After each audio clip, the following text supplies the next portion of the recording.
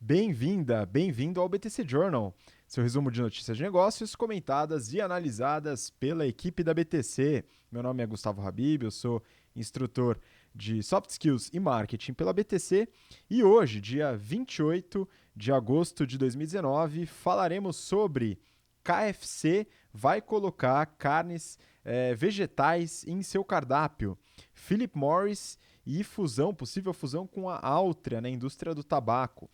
Tesla e resultados do último semestre, Disney e Target numa união para aumento de portfólio para Disney, resultados do IWG, que é responsável pela Regus e pela Spaces do mercado de shared offices, e também Exetec e mercado imobiliário, como muito pedido pelo pessoal que acompanha o BTC Journal e o BTC Cast. E para me acompanhar nessa jornada, como de costume, estou aqui com o Renato Aracaki, instrutor de Finanças Corporativas, Valuation e Estratégia pela BTC. Fala, Renato, como é que estão as coisas por aí? Fala aí, Gustavo, tudo bom? Fala aí, pessoal. Então, quero mandar aquele abraço aí para, principalmente ali para o pessoal da FEI. A gente fez uma palestra muito interessante. O pessoal do Grêmio da Poli também, onde a gente palestrou na sexta-feira. E para as turmas aí do GBP que estão aí todas aí a todo vapor. A gente vem analisando bastante a parte de contabilidade e a parte de comunicação empresarial. Então, é bem interessante que o pessoal está, né, vendo todas as técnicas de persuasão, a parte de improviso, etc. E na parte de contabilidade, a gente chegou finalmente ali a analisar o balanço patrimonial e o DRE, que é base aí de todas as análises que a gente faz em termos financeiros. Então, agora todo mundo vai conseguir entender o que a gente fala aqui no BTC Journal, nossos alunos, né? Nossos ex-alunos já sabem. Então, vamos para cima que tem bastante assunto para a gente falar. Exatamente, Renato. E assim, além de entender, né, construir suas próprias finanças e desenhar e fazer os seus próprios modelos. Isso aí é muito importante, né? Então, lembrando só, você que acompanha a gente, seja pelo YouTube, através do BTC Journal, do nosso canal no YouTube, ou do BTC Cast nas plataformas de podcasts, não se esqueça de acompanhar nosso Instagram, segue a gente lá, instabtcompany, tá? E também segue a gente no YouTube e nos outros canais, do LinkedIn também, Business Training Company. Legal? Vamos lá então, vou compartilhar com vocês a primeira notícia, né? Então você que está no BTC Cast, vou falar o título e a fonte, e aí você dá uma olhada depois na notícia. Vamos lá. Primeira notícia é do Valor Econômico. KFC irá testar frango vegetal da Beyond Meat hoje nos Estados Unidos. Né? Essa notícia é de ontem, né? Terça-feira, e KFC decidiu entrar de cabeça nesse novo mercado de carnes, né, ou frango vegetal, como está aqui na notícia, né? Então eles vão, através da Beyond Meat, começar a reformular, né, ou aumentar o seu portfólio, o seu cardápio, para incluir essas carnes, né, vegetais. E isso tem a ver com a tendência que a gente tem visto, né? Inclusive, Renato, já avaliamos a Beyond Meat aqui no BTC Journal, né? Como é que você vê essa introdução pelo KFC? Não, é uma tendência mundial. Todo mundo, né, vem procurando alternativas aí para carne orgânica, de fato, até por causa da. Aí tem uma questão ambiental, né? Porque para você conseguir fazer lá o pasto, você tem que cobrir muitas áreas, etc. Então, aparentemente, fazer carne, né, proteínas alternativas, que o pessoal chama, com base em vegetais, parece ser mais sustentável no longo prazo. Então, tem bastante gente forte investindo nisso. Bill Gates, o cara da Amazon, né, o Jeff Bezos. Então, a gente analisou a Beyond Meat, ela abriu capital, ela tem, obviamente, dando prejuízo pra caceta ainda, mas ela está tentando ganhar tração, está tentando baratear a tecnologia para conseguir pegar lá a parte de P&D deles, para conseguir fazer essa carne sintética em escala. A gente já falou que eles já vendiam a carne bovina sintética em supermercados nos Estados Unidos, etc. E na rede TGI Fridays, na qual eu fui lá para comer e de fato não vi muita diferença em relação à carne tradicional. E agora eles estão indo para frango. Então é bem interessante porque eles pegaram a maior rede de frango frito do mundo, né, que é o KFC. Então vamos ver aí se o público gosta da carne, se não vê muita diferença. Se não tiver muita diferença e for uma alternativa boa, KFC é bom ter parceiros grandes aí como o TGI Fridays, Walmart na parte de vendas e a KFC na parte de frango, para fazer esse negócio ganhar escala e baratear a tecnologia. Quem sabe a gente consegue aí resolver o nosso problema de fome no mundo. Pois é, Renato, acho que é importante no aspecto sustentável e no aspecto de business também, né? Porque eventualmente ganhando mais escala, você consegue até baratear. A gente vai descobrir isso ao longo do tempo em comparação com a indústria de carne orgânica, né? Agora um outro ponto, né? Um adendo aí em relação a essa notícia, né? O KFC no mundo vai testar isso e no Brasil, a gente já falou sobre isso também, né, Renato? O KFC foi trazido aqui, né, e gerenciado pelo grupo do Carlos Wizard e agora está dentro do IMC, né, aquele grande grupo de alimentação que a gente já avaliou também, né? Sim, sem dúvida. E só para complementar a notícia, eu recebi hoje um relatório, né, da McKinsey falando sobre proteínas alternativas. Então, quem assina o McKinsey Quarterly, dá uma olhada lá, porque é bem interessante. Eles falam que esse mercado é um mercado incipiente ainda, né, de proteínas alternativas, mas que vem ganhando um pouco de tração. Só para vocês terem uma ideia, né, de tamanhos de mercado.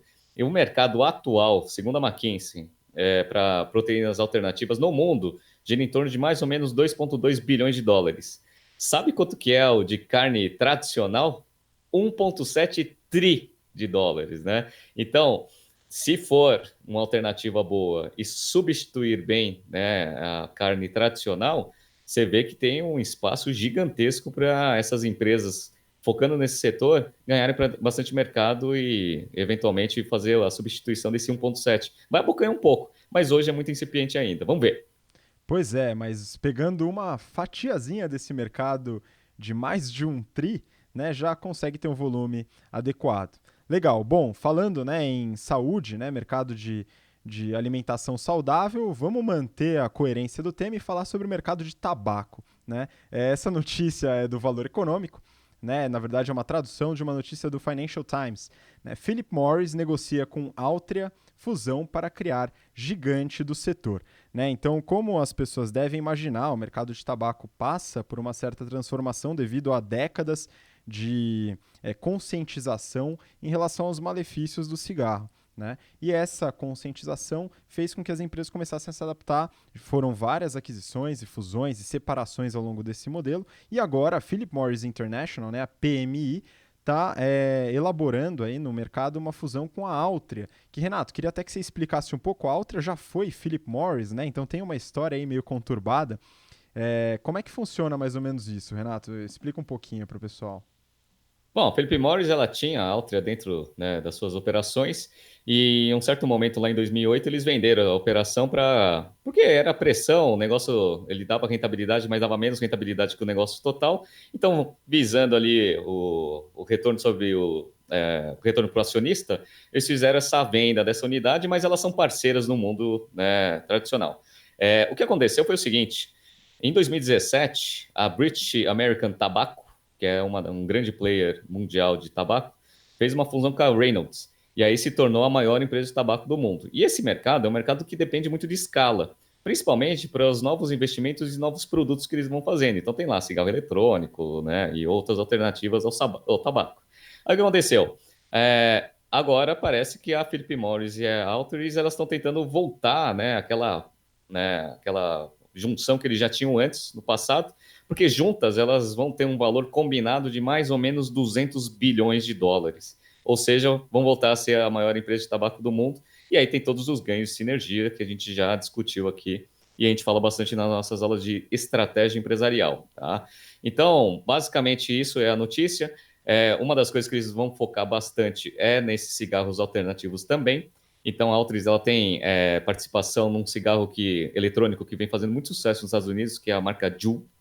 E a Philip Morris ela desenvolveu o IQOS, que também não é um cigarro vaporizador, mas é um cigarro um eletrônico, é um híbrido, né, que a gente chama, que ele esquenta o tabaco ao invés de queimar o tabaco. Então, a princípio, ele faz menos mal, né? A princípio, né? Ainda não tem muito teste comprovado. E uma das coisas que vem trazendo bastante perspectivas boas para Philip Morris é que o IQOS, que é esse cigarro que esquenta, né, e não queima, ele não tinha ainda autorização de ser comercializado nos Estados Unidos, que é um puta do mercado. Então ele vendia bastante na Europa, ali, né, em alguns outros países, mas o grande mercado do mundo, que é os Estados Unidos, ele ainda não tinha aprovação. Aparentemente ele conseguiu. Então existe um grande potencial aí para crescimento da empresa. E aí Uma curiosidade, que eu até né, faço algumas perguntas eventuais, né, para o pessoal das turmas, né, do GBP, você acha que cigarro dá dinheiro, Gustavo? Eu acredito que sim, mesmo com a mudança da consciência, mas eu queria que você falasse alguns números. Eu acho que você deu uma olhada, né, rápida nos resultados, né, mais para o pessoal aí que anda por aí fumando pendrive entender qual que é o tamanho desse mercado. Pois é. Tudo que eu falo assim, o marketing, ele tem toda uma estratégia para tentar fazer você se viciar no produto ou no serviço que você está tentando promocionar.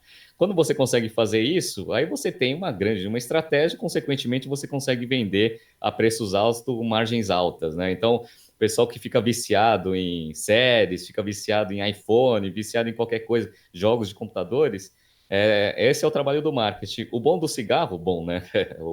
A parte ruim do cigarro, mas que é um bom para o business, é que ele vicia de fato porque tem nicotina, né? Então, ó, só para vocês terem uma ideia, a Philip Morris, ela teve uma receita no primeiro semestre de 2019 de 14,4 bi de dólares, contra 14,6 bi, né, no mesmo período de 2018. Ou seja, analisando esse negócio, dá quase 30 bi de receita anual. Só que o que impressiona são as margens. Margem bruta, né? 64,5%.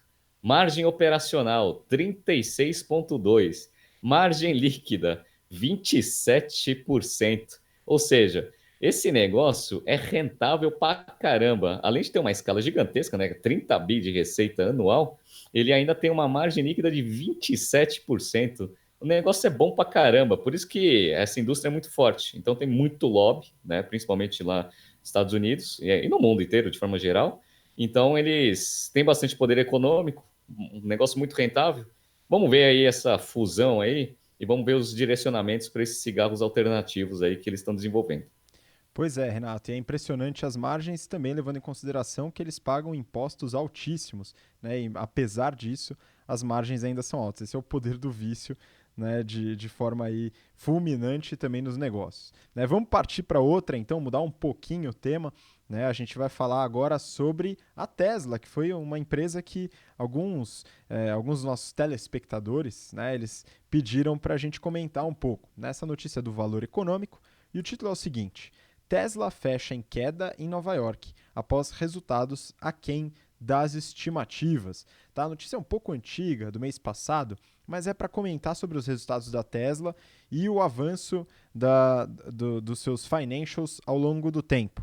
Tá? A Tesla ela acabou deixando muitos investidores insatisfeitos com baixa produção, abaixo das expectativas, isso principalmente ali 2017, 2018, depois começou a aumentar um pouco, mas as margens negativas não contribuem com isso, né, Renato? Então, acho que você deve ter visto alguns números dos resultados da Tesla, né? E a Tesla, ela realmente está passando por algumas dificuldades, né? Sim, a Tesla a gente já avaliou bem no detalhe em BTC Journals passado, então eu só vou dar uma atualizada aqui nos números. Basicamente, a Tesla tem três fontes de receita: um é o carro, são os carros, a outra é a parte de geração de energia, né, que eles vendem aqueles painéis solares, né? Inclusive estava queimando esses painéis solares lá no Walmart, né? Estão até processando a Tesla por causa disso. E a parte de serviços, porque eles trabalham de forma verticalizada. Mas assim, o grosso, 90% da receita deles é carro e os outros 10% se dividem nessas duas unidades.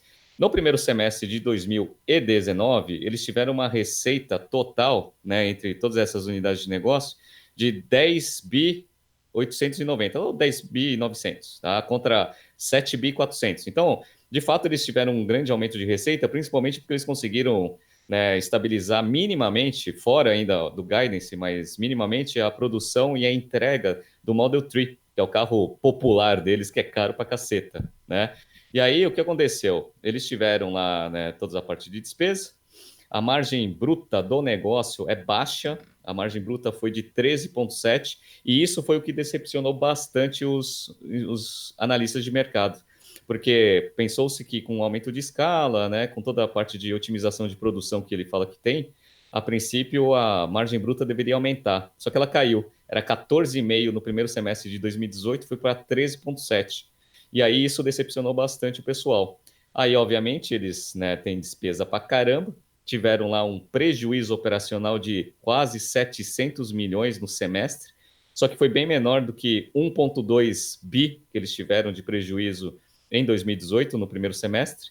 E aí, consequentemente, o negócio deu prejuízo líquido, né? Deu 1 bi de prejuízo líquido contra 1,5 bi no mesmo período de 2018. Qual que é o ponto da Tesla? O ponto da Tesla ela era candidata a gente começar a desenvolver o slide lá que ela ia quebrar, né? Só que ano passado e começo desse ano eles conseguiram captar bastante dinheiro no mercado. E aí o que aconteceu? Eles reforçaram bastante o caixa. Então vai demorar um pouco aí para dar o slide ele se concretizar. Mas mesmo assim, uma coisa que vem preocupando bastante, né, os investidores é que eles têm de dívida bruta 14 bi. Aí eles têm um caixa de mais ou menos 5 bi, então eles têm uma dívida líquida ali de mais ou menos uns 9 bi. No primeiro semestre, operacionalmente, eles geraram 224 milhões de dólares contra uma queima operacional de 500. Então vamos pensar que esse cara aí ele vai aumentar ali no segundo semestre e vai dar ali mais ou menos uns 500, 600 milhões ali de geração de caixa operacional. Cara, eles têm 9 bi de dívida, né? Então o pessoal já começou a, né, acender a sirene, né? Parece que talvez a Tesla não tenha aí tanta capacidade de pagar essa dívida, né, no médio prazo. O que vai acontecer? Como eles têm caixa forte ainda, né, tem quase 5 bi de caixa, ainda vai demorar um pouco para perder a liquidez. Mas quando começar a consumir muito esse caixa, ele já não tem tanta linha de crédito aí para conseguir pegar, porque as últimas dívidas já foram num risco muito alto, pagamento de juros alto. Então, tá todo mundo preocupado com a Tesla, né? Vamos ver aí se o Elon Musk consegue tirar mais né, um coelho da cartola e conseguir fazer esse negócio rolar mais um pouco. Eu acredito, né, que no médio prazo, talvez a Tesla entre em parceria com alguma outra montadora, porque eu acho que de forma independente ela não vai conseguir sobreviver, não. Eu concordo, eu acho que o produto é excelente, pelo menos o que dizem, né? Talvez tenha algumas falhas, etc., mas é um produto muito bom, é caro, né? Então ele tem esse pequeno problema na questão do mercado. É estranho o fato da margem bruta ter caído com o aumento do volume, fica um pouco contraintuitivo, mas é importante entender também esses aspectos do mercado, precificação, concorrência, outras empresas entrando no mercado de carros elétricos. Então a gente tem que ficar atento à Tesla e, claro, valuation superestimado, bastante esticado, né? Bom, então em relação à Tesla, né, a ideia é rapidinha, né, a gente comentar, a gente já avaliou no detalhe a Tesla alguns meses atrás, então dá uma olhada no histórico e acompanha, porque a gente deu uma olhada bem legal nos aspectos operacionais da empresa. Mas vamos seguir. A próxima notícia, né, o BTC Journal e a BTC é uma empresa bastante imparcial, né, mas eu queria comentar aqui da empresa mais legal dos Estados Unidos, né, que é a Disney. Brasil Journal, aqui a fonte, e o título é o seguinte: por que a Disney vai abrir lojas dentro da Target? A notícia fala, o artigo do Pedro Arbex fala sobre essa união entre a Disney e a Target gigantesca de lojas, né, nos Estados Unidos principalmente, vai abrir espaço das suas lojas para colocar produtos da Disney. E a Disney, ao mesmo tempo, nessa estratégia de diversificação de canais, né, Renato? Como é que você vê essa estratégia da Disney? Vamos lá, essa notícia é boa porque a gente precisa analisar tanto no aspecto da Target quanto no aspecto da Disney. No aspecto da Disney, isso daí é muito bacana porque a Disney ela vem, né, numa estratégia muito forte, principalmente, né, para ganhar sinergia em todas as suas unidades de negócio. Então, ela tem lá todos aqueles, né, toda a parte de desenho da Marvel, a Lucasfilm, etc., né? E eles divulgaram, né, recentemente, estão em produção para fazer o famoso Disney Plus, que é a plataforma aí que, né, ao meu ver, vai dar um suador aí no Netflix. Perfeito. E aí, qual que é a ideia? Dado que você consegue ganhar bastante tração nos filmes, nas séries e na parte da plataforma, você consegue aumentar o fluxo, obviamente, nos parques, que também é uma unidade de negócio que eles têm, e na parte de brinquedos, né, na parte de licenciamento.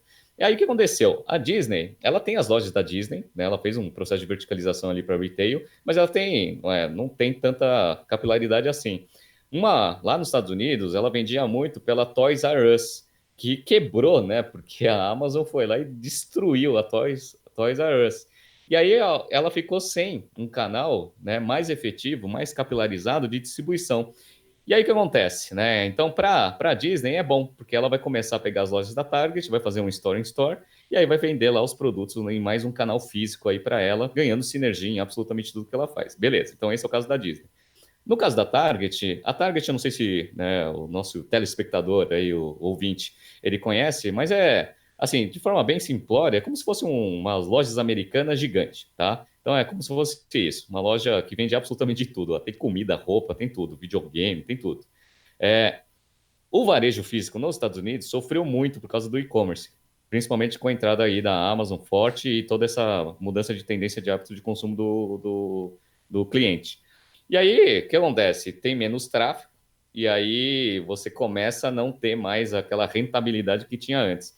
Então, o que eles começam a fazer? Eles começam a vender né, os espaços dentro das próprias lojas gigantes. Então, eles vão dando uma otimizada ali no portfólio exposto no mundo físico, aí sobra espaço, já tem contrato de aluguel lá com o locatário, então ele começa a vender esses espaços para, por exemplo, para a Disney para conseguir rentabilizar. É uma estratégia boa, tá? Não é ruim, só que ela, né, ao meu ver, ela só resolve o problema de curto prazo da Target, né? O problema de longo prazo dela é que ela vai ter que se adaptar, ela vai ter que trabalhar com lojas menores, num modelo mais de loja de conveniência e eventualmente, né, ir para o mundo digital mais efetivo, né, para brigar um pouco aí ou tentar se integrar à competição online. Então, basicamente é essa a notícia. É muito bom para a Disney e para a Target é uma solução de curto prazo que eu acho que no longo prazo não se sustenta.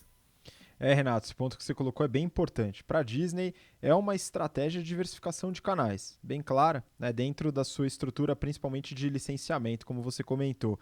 No caso da Target, está com mais cara de estratégia de sobrevivência. Então, isso daqui pode dar um direcionamento de quem vai fazer melhor uso e estabelecer melhores condições comerciais nesse relacionamento, nessa negociação. É importante a gente ter isso em atenção. Também, lembrando o ouvinte ou telespectador, a gente já avaliou a Disney né, aqui no BTC Journal, mais de uma vez, inclusive.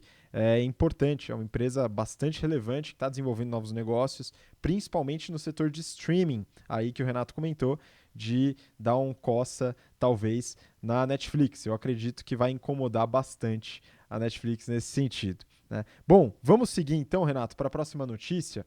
Tá? Vou compartilhar aqui com vocês. Esse daqui eu peguei do Financial Times. Tá? O título é o seguinte: Shared Office Group e a IWG explores spin-off of US Business. Ou seja, o grupo IWG de escritórios compartilhados explora a possibilidade de fazer um spin-off das suas operações nos Estados Unidos. O que essa notícia está falando? Tá? O IWG, que é o grupo que eu vou comentar um pouquinho mais para frente, está pensando em principalmente aí abertura de capital nos Estados Unidos. Hoje essa empresa está com capital aberto em Londres, né, esse grupo. Renato, isso daqui eu acredito que está vindo na carona do WeWork, né? Sem dúvida. Isso daí aconteceu também lá no caso da Lyft e do Uber. Então, o que aconteceu? A Lyft ela foi primeiro para o mercado, fez o IPO, e aí o Uber ele ficava meio reticente de tentar ir para IPO, por quê? Porque tinha os números horrorosos, né? E aí ele não sabia se os investidores teriam um apetite aí para né, entrar na abertura de capital. Aí o Lyft foi mostrou uns números piores, né, do que o do Uber em termos de margem, rentabilidade, e potencial de crescimento. Aí o Uber ficou né, mais confiante, foi lá e fez a abertura de capital. Aí o que aconteceu? O WeWork, a gente falou na semana passada, ele entrou né, com registro de abertura de capital. E aí aquele negócio que eu falei para você, a gente vai, né, entra com registro, tem que abrir todos os financials, estratégia, etc. Aí o que parece que deve ter acontecido, né? O pessoal da IWG olhou os números e falou assim: nossa, esse negócio é horroroso. Se tem investidor que pode eventualmente cogitar investir nessa desgraça, né? Eu vou entrar lá no mercado norte-americano. Então foi muito interessante isso. Mas parece que os números, né, são completamente diferentes, né? Pois é, Renato, é importante a gente avaliar, até porque a gente falou bastante sobre o Work semana passada, criticamos bastante, e é importante ter algum ponto de comparação. O IWG hoje é o principal competidor do Work no mercado de escritórios compartilhados. Tá? Então eu fiz uma análise aqui dos resultados dos últimos que saíram, tá? Mas na verdade eu peguei os números de 2018 para fazer até uma análise anual aí mais precisa. Tá? IWG, ou IWG, significa International Workplace Group. A empresa ela nasceu em 1989. tá? Era uma empresa pequena, de escritórios compartilhados, foi crescendo, adquirindo algumas operações. Em 2016, virou o IWG e fez a abertura do capital em Londres, na London Stock Exchange. Tá? Hoje, o portfólio do IWG, as principais marcas, né, de escritórios compartilhados são a Regus, que atua no mundo inteiro, é bastante relevante nesse mercado, a Spaces, que tem um posicionamento um pouco mais premium dentro do grupo, Number 18 e HQ, são as principais marcas dentro do grupo, que atua com escritórios compartilhados primordialmente. Tá? Peguei alguns financials só para a gente ter uma noção de tamanho e da operação, tá, Renato? Peguei aqui de 2018, o ano inteiro, em libras, já que está na Bolsa de Londres. A receita do ano de 2018 do WG foi de 2,5 bilhões de libras. Isso refletiu um aumento de quase 10%, 9,7% em relação ao mesmo período, ao ano de 2017. Lucro bruto, 409 milhões. Isso dá uma margem bruta de aproximadamente 16%, ou seja, é um business apertado, se a gente fala de margem bruta, tá? Isso teve um aumento de 3% em relação ao ano anterior, ou seja, o lucro bruto ele cresceu num ritmo menor do que a receita, o que possivelmente está relacionado à competição. O WeWork pode ter contribuído com isso. EBITDA, 390 milhões de libras, dá uma margem EBITDA de 15%, aumentou em torno de 4% em relação a 2017. E o lucro líquido, positivo, 105 milhões de libras, uma margem líquida de 4%. Ou seja, Renato, a gente tem um business bastante apertado, mas lucrativo, e lucrativo há alguns anos. Né? Então é um ponto interessante, ele é apertado, ele tem as margens reduzidas, porém ainda assim lucrativo, viu? Bem diferente do nosso amigo. Só para a gente relembrar, né? Acho que é importante a gente fazer um comparativo entre alguns dados, né, da IWG com o WeWork, para até a gente entender se o WeWork de fato ele pode, né, ser um bom negócio aí na abertura de capital ou não. Você chegou a fazer um comparativo para a gente, né, ter uma ideia?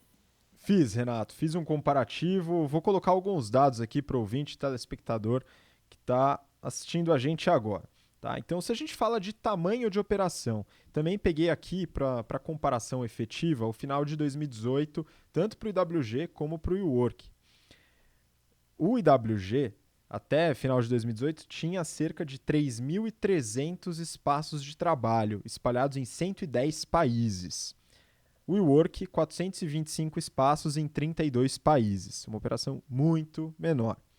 Receita, como eu falei agora, o IWG, 2,5 bilhões de libras e o WeWork, 1,8 bilhões de dólares. Lembrando da diferença da moeda, é importante colocar isso. Então, estou colocando cada um na sua moeda onde foi declarado. Lucro operacional do IWG, 154 milhões de libras. E do WeWork, maravilhoso, sensacional, estupendos, menos 1,7 bilhões de dólares. Aqui eu acho que é o principal, tá, Renato? A gente abordou bastante esse ponto na semana passada, que são os riscos operacionais, né, financeiros / operacionais que o WeWork tem em relação a contratos de aluguel. Ou seja, nos espaços compartilhados, a empresa, tanto o IWG como o WeWork, não são donos dos próprios espaços, eles são sublocatários, eles vão fazer a sublocação, ou seja, eles alugam o espaço, dão uma repaginada no espaço, colocam uma gourmetizada básica lá e aluga depois para o usuário final, pode ser um empreendedor, uma empresa, etc. Né?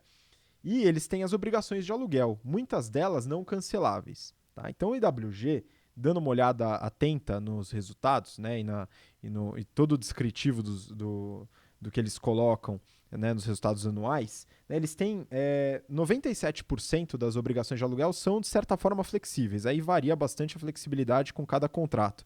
Tá? Mas se a gente falar só de obrigações eles falam leasing obligations não canceláveis, eles têm 6,6 bi de libras não canceláveis. Ou seja, é uma dívida razoavelmente alta comparado com o EBITDA, se a gente falar um proxy da geração de caixa, né, que foi 390 milhões de libras no ano passado. Vamos comparar com o WeWork. Então são 6,6 bi de libras. O WeWork tem de obrigações não canceláveis 34 bilhões de dólares não canceláveis. para uma geração de caixa negativa, para um prejuízo operacional de 1,7 bi de dólares. Ou seja, um risco altíssimo, né, que o WeWork tem. O IWG tem um risco, mas não tem nem comparação. Ou seja, aqui a gente pegou tamanho da operação, os espaços e os países que atua, receita, lucro operacional e risco operacional financeiro relacionado a contratos de aluguel, que, na minha visão, são itens bastante relevantes nesse mercado, e o IWG ganha de lavada, não tem nem comparação em relação ao WeWork. E aí fica aquela questão, né? Valuation. O valuation do IWG, o market cap, peguei hoje pela manhã, 3,7, mais ou menos 3,7 bi de libras market cap da empresa.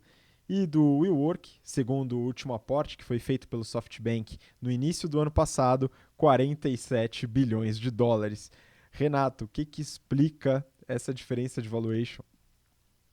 Não, esse é difícil de explicar. Se tem algumas perguntas que eu não consigo responder durante a aula, que eu fico puto, né? Como que são feitos esses valuations dessas empresas, né? Aí eu faço aquela resposta que é algo que eu acredito, né? Que a galera simplesmente não faz conta, faz um chutão e chega no número, e aí o pessoal não acredita, né? Mas eu não consigo justificar esse 47 bi, muito menos a expectativa deles de levantar 60, 70, né, de pricing aí da empresa. Cara, eu não consigo entender, né, como que tem investidor que investe, e são investidores assim ferrados, né? O SoftBank está pesado no WeWork, na We Company. Não consigo entender de fato, mas enfim, né? É uma empresa com a melhor empresa comparável para a gente, né, analisar o We Company é a IWG.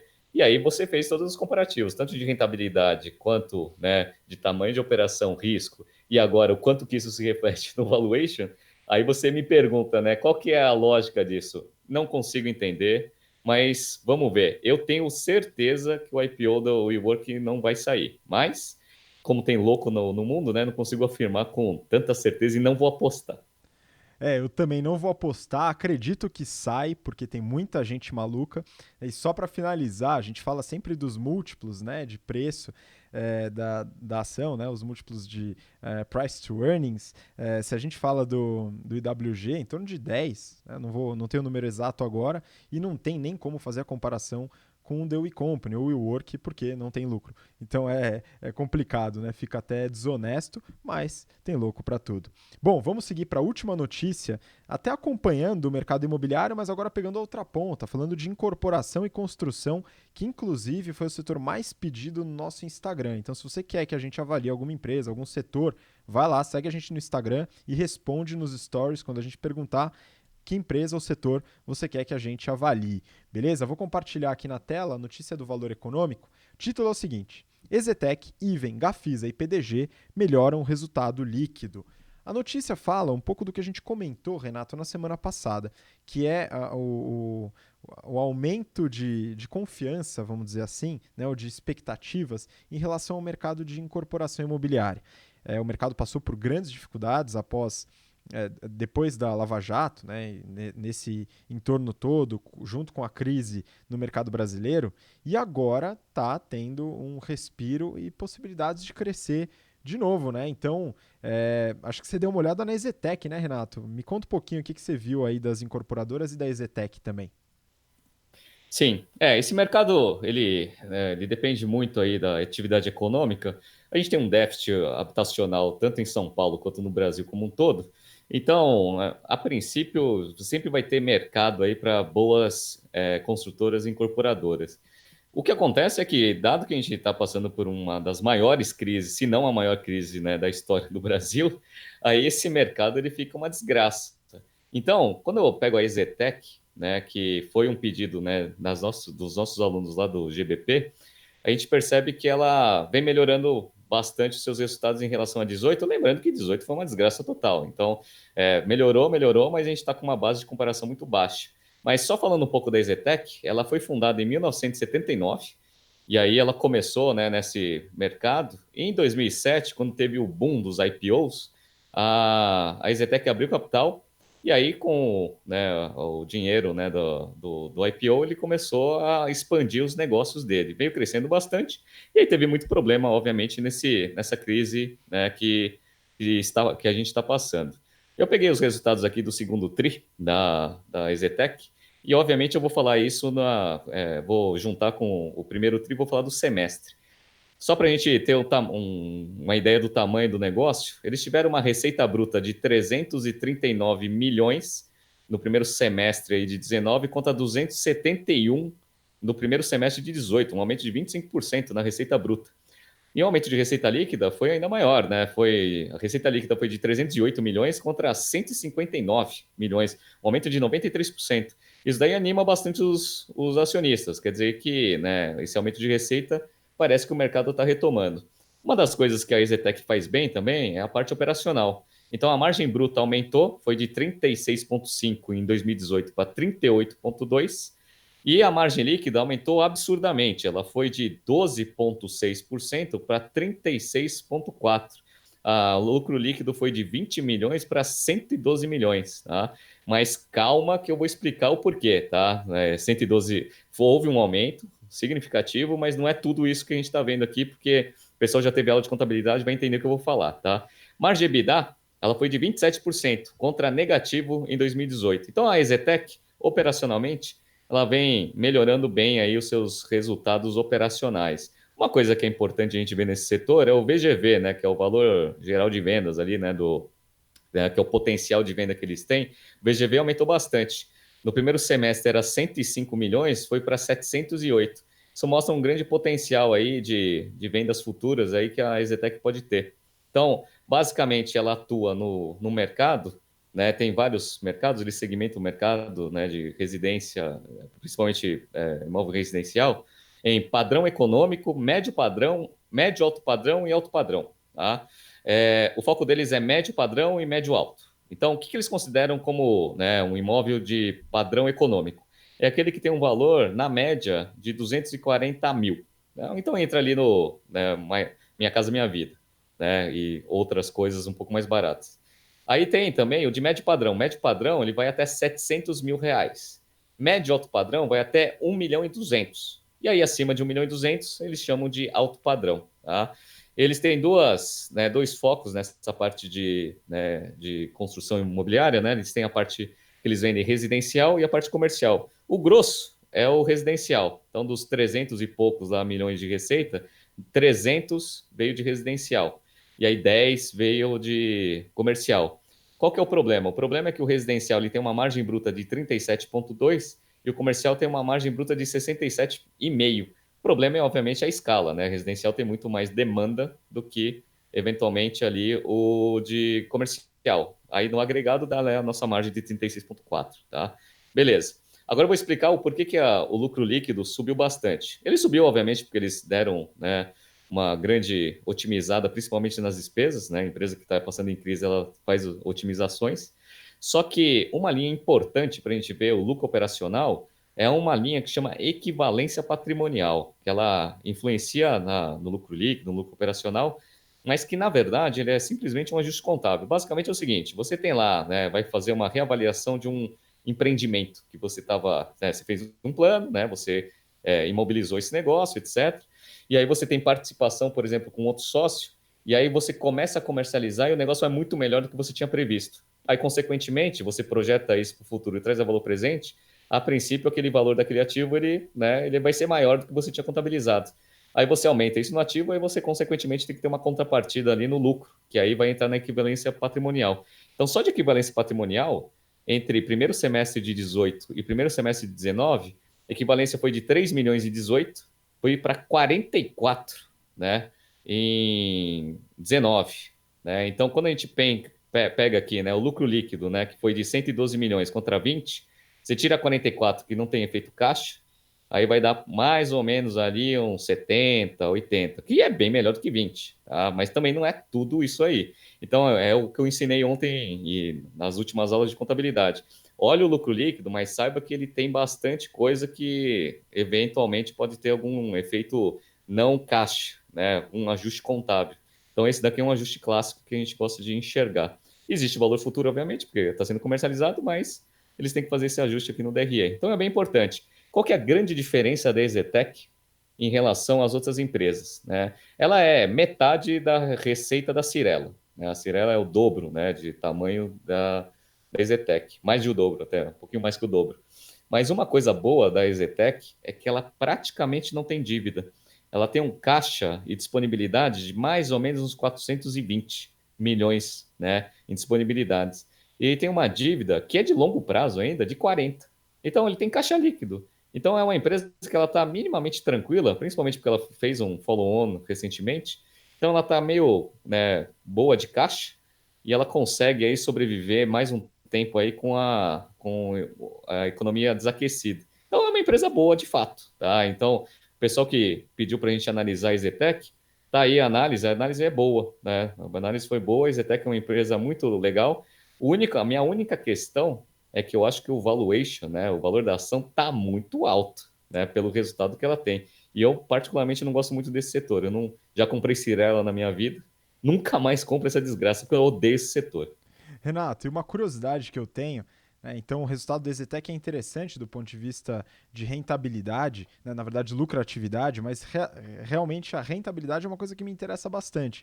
Se você pensar em investimento, né, e é uma empresa que exige bastante capital para poder desenvolver seus projetos e tem aquela característica de ciclo de conversão de caixa que a gente fala muito nas aulas de finanças corporativas, de necessitar de um caixa antecipado e depois ter a sua lucratividade, a venda posteriormente, né, trazendo, claro, algumas vendas antecipadas, mas é um ciclo de conversão de caixa que precisa ser colocado bem no papel, né, no Excel de preferência.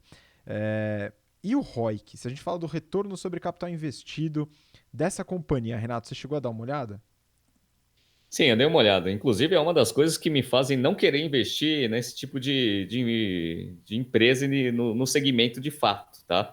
Quer dizer, até que no segmento, até que ela não é ruim, não. Ela é boa, mas, assim, dentre as opções que nós temos aí de investimento, ela não é a melhor. Só complementando a primeira coisa que você falou, em relação, tá? A geração de caixa operacional, ela, no primeiro semestre, ela gerou 55 milhões de fluxo de caixa operacional contra 67 no mesmo período do ano passado. Ou seja, mesmo o ano passado tendo sido muito ruim, né, a geração de caixa operacional da empresa foi maior do que a desse primeiro semestre. Tá? Então, é interessante isso, né? A rentabilidade e a conversão disso em caixa de fato, né? É o que você mesmo falou. Então, apesar de ter melhorado muito, converteu pouquíssimo ali em caixa. Mas, enfim, o ROIC, eu peguei várias análises aí de vários bancos fazendo projeções de ROIC, né, que é o retorno sobre o capital investido, que é o quanto que eles conseguem rentabilizar do capital operacional da empresa, que inclui capital de giro e todo, né, o imobilizado que eles têm, que é pra caceta, tá?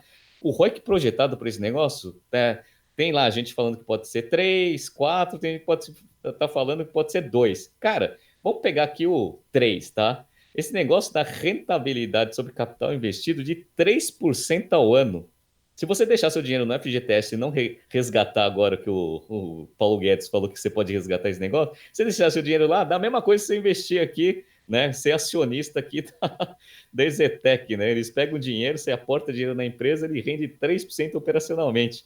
É um ROIC horroroso, né? Quando você pega o da Cirela, que né, é bem maior, também está ali em torno de 5, 4, né? Porra, cara, a Selic, né, tá 6, né? Por isso que eu não gosto muito desse tipo de business, né? Ele tem um retorno sobre capital investido muito baixo. Por quê? Porque ele tem muita necessidade de capital.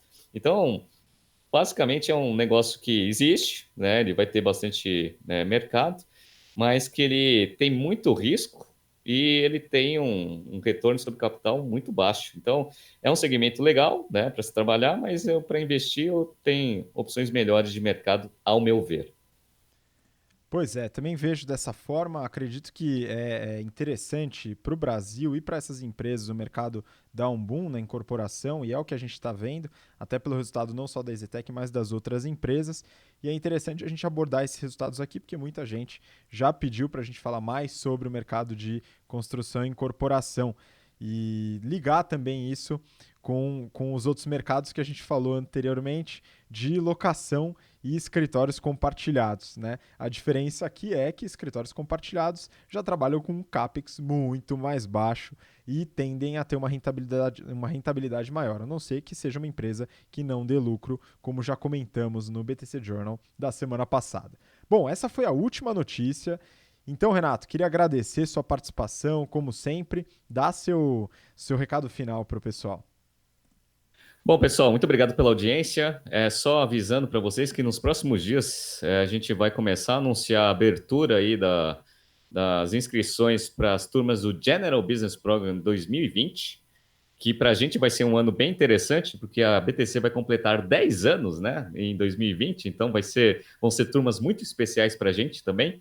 Então, o formulário está aberto, mas a gente vai começar a divulgar nos próximos dias. Então, quem tiver interesse de entrar no nosso curso de business e ter essas discussões que a gente vem tendo, né, em loco, entre lá no nosso site www.btcompany.com.br/gbp. Outra coisa, nosso curso de modelagem, o Excel Plus Business Program, está com inscrições abertas também. Então você entra lá no nosso site www.btcompany.com.br/ebp. As vagas estão terminando, né? Então corra aí para aprender tudo sobre Excel e modelagem de negócios, tá? E até semana que vem, pessoal, para mais um BTC Journal. Um abraço. Isso aí, Renato. Muito obrigado. Obrigado você, ouvinte, telespectador, que acompanhou a gente até agora. Não se esqueça de seguir a gente no Instagram, @instabtcompany, acompanhar também no LinkedIn, Business Training Company. E nos vemos na semana que vem, no próximo episódio do BTC Journal. Até lá, tchau, tchau. Um grande abraço.